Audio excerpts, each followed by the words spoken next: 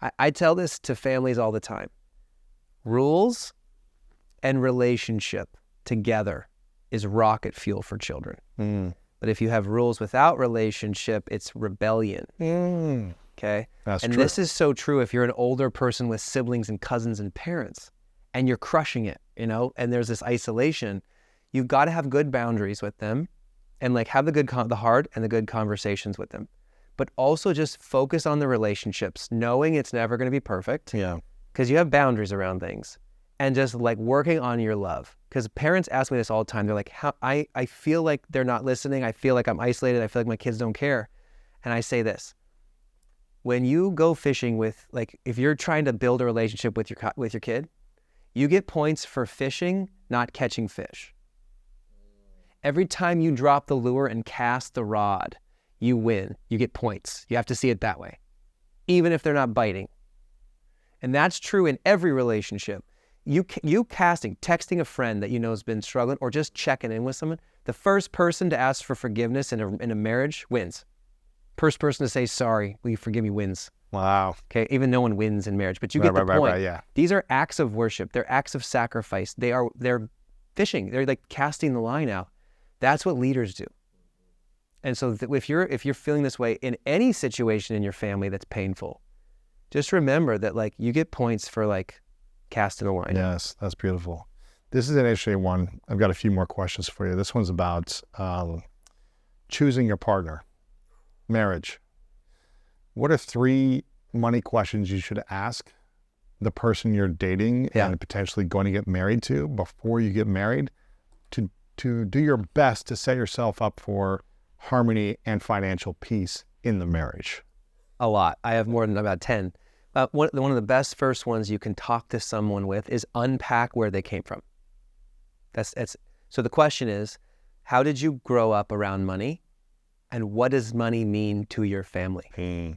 What did it mean to you growing up? You're going to hear a lot. You're going to know if it was silver spoon or if it was hard knock. Right. You're going to hear if it was entitlement or if it was value creation or if it was scarcity, right?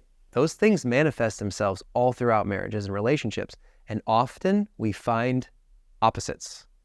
And if someone is an abundance, the hoarder finds the saver. Yeah. What happens when you're an abundance, generous person, value creation individual, and you somehow attracted a person who is scarcity hoarder, insecure, hoarder? They went from frugal to cheap. Yeah, exactly. What happens in a marriage when you have those opposites of financial abundance versus scarcity in marriage? It can be one of the biggest fights. It is one of the number one causes of divorce. Wow. When you have an inalignment on money. And so you have to have... So you got to have those questions. Real conversation, like real. Like, hey, what we have together, how we buy things, how we make these decisions on investment, house, car, college, like, we both see the accounts together. It's not you get your own account, I actually say, no, you bring these things together and you have real conversation because it's a partnership. Right? I know you're going to ask me about prenups, but what I'm saying is here's my answer on prenups. Yeah. You should always marry somebody who's worth more than half your crap. What do you mean by that? Always marry somebody who is worth way more than half your crap if it goes wrong. So, okay, who has... I don't know what that means. I'm just kidding. There's always margin on this. Yeah. But I'm saying so many, and I know we jumped to prenup. Yeah, it's all good. What is... You got to be careful though, because there's a way to do a prenup that's bad and a way to do a prenup that's good. What's the difference? Okay, a bad prenup is where you're literally like, here's mine, here's yours. And this is my insurance if I don't like you anymore. Right. That's bad. But if there's a way to protect the children in a situation, if there's a way to say, hey, this is set aside for our future family, regardless, this is set aside for investment and generosity and giving. Here's not me protecting myself from you. Here's me protecting our future legacy. Wow. There's a difference, okay? And this is a longer conversation. Sure. But you got to have those questions about how someone was raised around money, their viewpoint of money, where they want to go in their family. Do they want to be at home raising the kids? Do they want to be working, growing, and being working really hard to provide. Yes. And what are we going to do if we're both working really hard to That's provide? right. You got to have those conversations, because then it's like, well, then do you want someone else raising children? Are you both okay with that? These are hard conversations, man. You got to make sure you're in alignment. That's right. And the beautiful thing I think about starting from like a point together is that everything you build together is now together. You get to celebrate in that. Mm-hmm. But when you got married, I'm assuming you were making more with your business. 12 years mindset. ago, I was still on the lower end, thankfully. So you weren't like balling and she was like making 35 grand a year as a teacher. And Yeah, I was just a few years out of college, maybe 3 years out of college, 4 years. And I was doing fine. yeah, It was 6-figure, not 7 or 8 or 9. right. Okay, I It's get still it. a big gap. Yeah, Yeah. it's a gap. But again, I was like, you know what? We're going to start from scratch.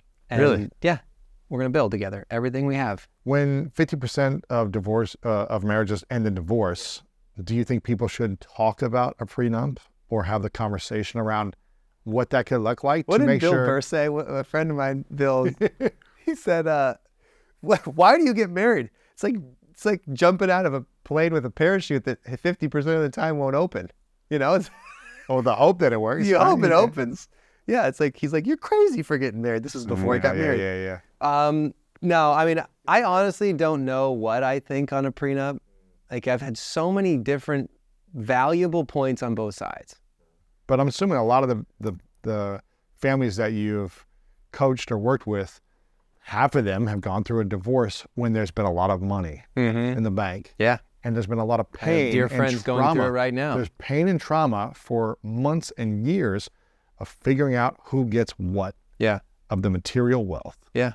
And that causes wounds and anger and resentment, all these things. And spoiling and entitlement and victimhood of the children. And could you eliminate by getting alignment early on of, hey, listen, if for whatever reason this doesn't work out in the future, Yeah. how do we create a win-win? Yeah. Is there a conversation that should be had around that? Or you think just suffer in 20 years when you get a divorce and just, if it doesn't work out, just put your kids through trauma, put yourself through trauma without having clear agreements. Yeah. If we're not able to work this out in a loving way together, then we've got to, this is the way it should be. Let's agree on this. I don't know. I mean, I've heard so many different things, man. I know you want me to drop on one side or the other, but I'll tell you, my wife and I have had very difficult times, marriage times, Really? health, hard. Really? You have a miscarriage and you can't like grieve it. 1 in 5 women have had it. Wow. They're trying to have children. Like, that's just one example. Yeah. Crazy death issues of close people to us, business, just multi-year burning hundreds of thousands of dollars a month and driving and hurting and deep pain and 100 hours a week work. That's tough on a marriage. We've had tough. But when we got married, it was like, we're burning the ships. Wow. That's cool. I asked my grandpa, we should end on this because I know I got to jump too. My grandpa, 91 years old, the legend grandpa, the billionaire bank, gave it all away. He's going to die with almost none. Wow. It's unbelievable, man. I was with him. He's 2 weeks ago. I flew up from Phoenix to Oak Harbor, Washington to be with him for the day because I knew if I didn't, I'd regret it because he's coming to the end. He was married to my grandma for 67 years. Wow. She just passed a couple years ago. And he's like waiting to go be with her, right? He's like, I'm ready to go see grandma. And I remember I asked him what's his best advice. But first I said, hey, did you ever think about divorcing grandma? In 67 years, has it ever crossed your mind? He goes, divorce? No. Murder? Yeah. Oh my gosh. But divorce? Never. Like, he's like hilarious. And there was this, but it shows the resiliency of it, He's like, we've been to hell and back through war, and we raised incredible kids and grandkids and great-grandkids. If I'd have blown up that dynamite years ago, I'd never seen your face. Wow. And I said, okay, what's your best advice? Best advice from a 91-year-old man who's seen the whole world. He said, take things positively. That was it. Wow. Take things positively. The best relationship, and especially when it comes with money. You win or you learn. You don't win or lose. Every expense in your life is an investment. This is taking things positively. Mm-hmm. Employees, they're not expenses. They're investments. Mm-hmm. You lose money on something, you screw up, you make a mistake, guess what? That's a powerful PhD you just got. Right. And there sometimes my price tags have been millions. Yeah. But you have to take things positively. You have to take things positively with your children. Take things positive with your partner. Everything has to be taken in that optimistic, abundant gratitude light. Yes. If not, you'll spiral out of control. Start blaming each other. Start thinking about that eject button. Start thinking about like, this is all my money, right? How dare these kids do X, Y, Z? Wish my spouse would only love me in this way. It would fix everything. How dare, like, you got to take things positively. And so for Amy and I, just back to your question on prenups, we don't have one. We had very little when we started though. She's worth half my crap. I'll just give you that. She's worth more than all I have. Wow. I mean, like I don't know, there's a beauty in that. I just love the fact that we burned all our ships. Wow. Beautiful, man.